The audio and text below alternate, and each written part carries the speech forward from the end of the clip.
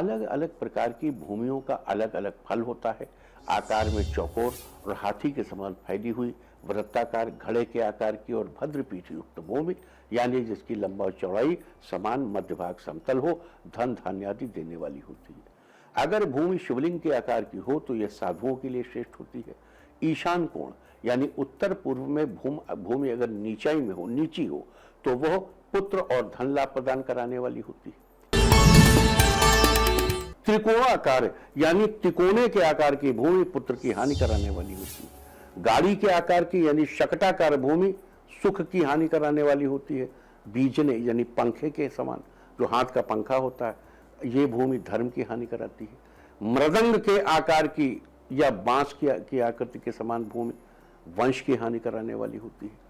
और नदी के कटाव के पास की भूमि तथा आकार में टेढ़ी मुड़ी भूमि बुद्धि को मंद कर देती है और निरक्षरता की स्थिति को जन्म देती है। जिस भूमि में गड्ढा हो वो भूमि झूठ को जन्म देती है और गड्ढे में गृह निर्माण करने से अनेक प्रकार की मुसीबतों का सामना करना पड़ता है।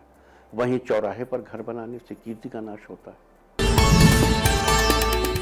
ड्राइंग रूम में सोफा सेट रखने के लिए या कोई अन्य सजावटी फर्नीचर जो भारी हो, भारी फर्नीचर रखने के लिए दक्षिण पश्चिम, दक्षिण और पश्चिम दिशा, यानी नैऋत्य कोण में सबसे भारी, फिर दक्षिण दिशा में भारी, फिर पश्चिम दिशा में भारी। तो इस तरह इस दिशाओं का चुनाव सबसे बेहतर है। फर्नीचर को दक्षिण पश्चिम दिशा से सटा कर रखना चाहिए, उधर स्पेस नहीं छोड़िए। इससे शुभ वास्तु के शुभ परिणाम प्राप्त होते हैं। लेकिन अगर आपके घर की दशा दिशा कुछ इस तरह है कि आप दक्षिण पश्चिम दिशा में फर्नीचर नहीं रख सकते, कुछ और है, तो आप उत्तर या पूर्वी दिशा के सहारे सोफा या सजावटी फर्नीचर रख सकते हैं।